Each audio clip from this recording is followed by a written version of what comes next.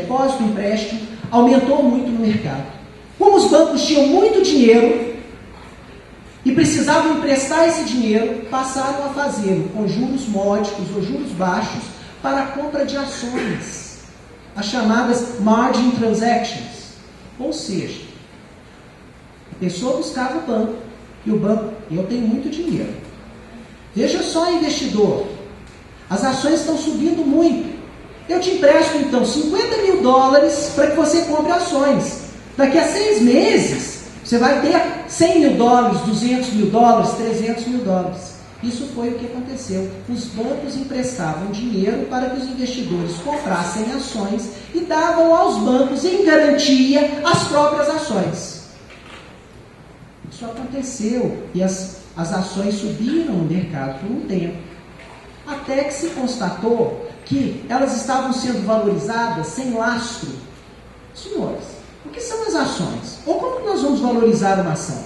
Nós temos que pegar o patrimônio de uma empresa, considerando os intangíveis, inclusive, não é o valor da clientela, o valor da marca, apuramos esse valor e dividimos pelo número de ações. Esse é o valor justo para as ações. Se o valor estiver muito acima disso, ele está inflado.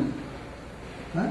É uma ação que tem um valor muito acima daquilo que efetivamente corresponde. Muito bem. Isso aconteceu. As ações chegaram no topo e começaram a cair. Então, pessoas que haviam pegado um empréstimo no banco, pegaram lá $50 mil, achando que ganhariam 300, as ações, compraram ações, deram as ações em garantia aos bancos, as ações, em vez de subirem para 300, caíram para 10. E aí isso traz uma consequência drástica. Se eu tenho hoje 10 e tenho um débito com o banco de 50,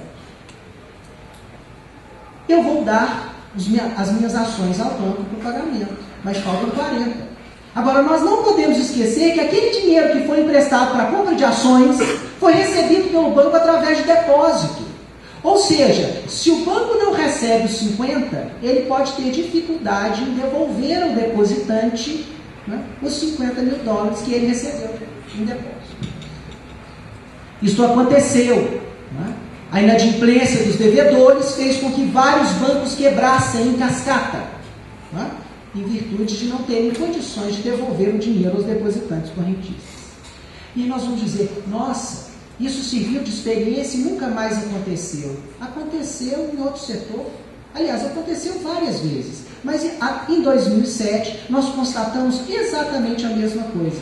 Nos anos 2000 a 2007, aumentou muito a quantidade de moeda escritural disponível. De novo, né? Muita quantidade de dinheiro. As instituições financeiras passaram a emprestar vultosas quantias por juros reduzidos para a compra de imóveis, chamadas operações de subprime. E nós não podemos dizer, né? Para a compra de imóveis de valor elevado. E nós não podemos dizer que não sabemos disso. Ou que não estamos prevendo algo semelhante. Porque se nós formos ao Belvedere, vamos encontrar apartamentos sendo vendidos por preços exorbitantes, milhões de reais. Né? Será que aquele terreno, mais o custo de construção, mais a remuneração da construtora, soma R$1 milhão por apartamento? Se nós temos o custo de 500 mil e o apartamento sendo vendido a 2 milhões, significa que esse preço está inflado, né, em R$1,5 milhão. Então vejam só, aconteceu isso na Europa, aconteceu isso nos Estados Unidos. As pessoas iam aos bancos, pegavam dinheiro para a compra, pegavam $1 milhão para a compra de um determinado imóvel, achando que esse imóvel ia valorizar, porque os bancos tinham que emprestar o dinheiro, emprestavam a juros baixos. O valor estava inflado, os imóveis desvalorizaram.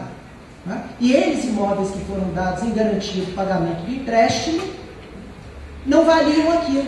Os devedores, então, eu tenho que pagar R$1 milhão ao banco, mas meu apartamento vale 250, pagavam ao banco? Claro que não.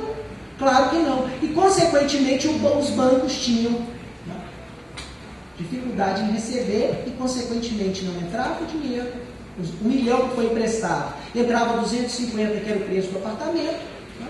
E então os bancos também não conseguiam devolver o dinheiro aos depositantes correntistas. Os brasileiros é que estão fazendo a festa, né? Que estão comprando Miami inteira. Por quê? Se antes o imóvel estava valendo 1 milhão e o imóvel valia, na verdade, 500 mil, hoje os brasileiros estão lá fazendo a festa, comprando tudo por 250 mil.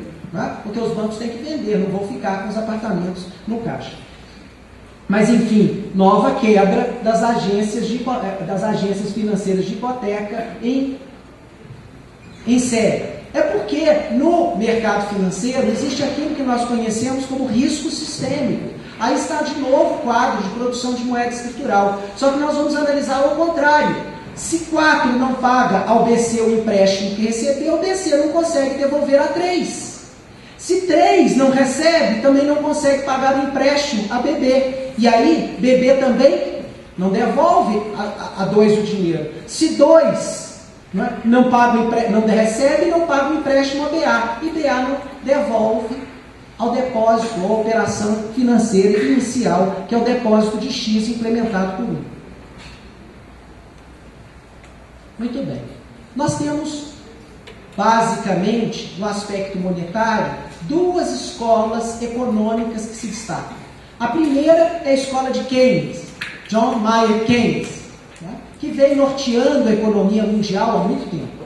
E de outro lado, nós temos a segunda escola, que é a austríaca de economia, liderada por Ludwig von Mises, ou fundada por Ludwig von Mises há muito tempo atrás.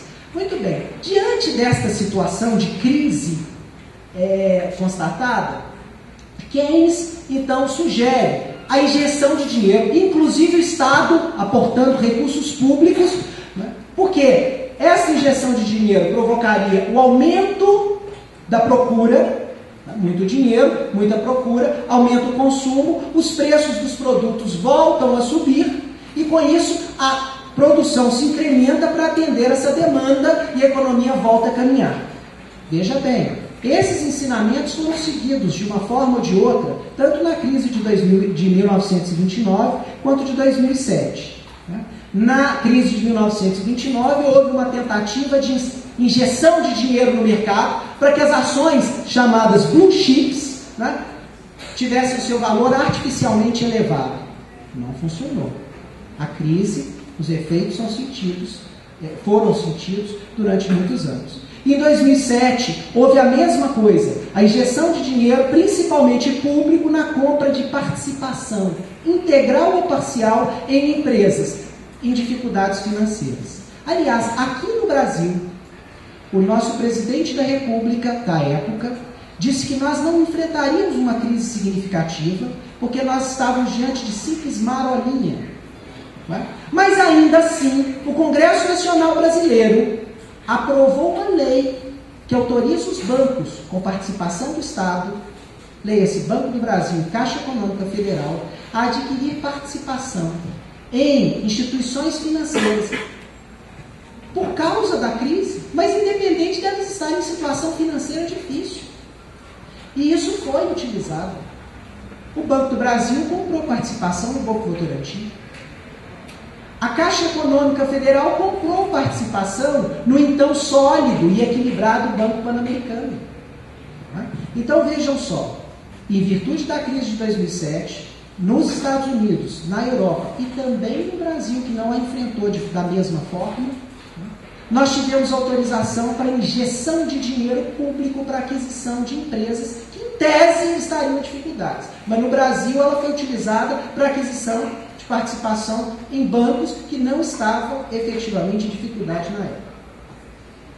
A posição da escola austríaca é um pouco diferente. Eles entendem que as crises não podem ser combatidas de uma forma eficiente, mas sim prevenidas, através de algumas medidas. Por exemplo, uma constante postura austera por parte do Estado e dos particulares, evitando gastos desenfreados, ou evitando a satisfação com o período de boom, como é conhecido nos Estados Unidos, burburra, como é conhecido na Espanha, ou bolha, como é conhecido aqui no Brasil.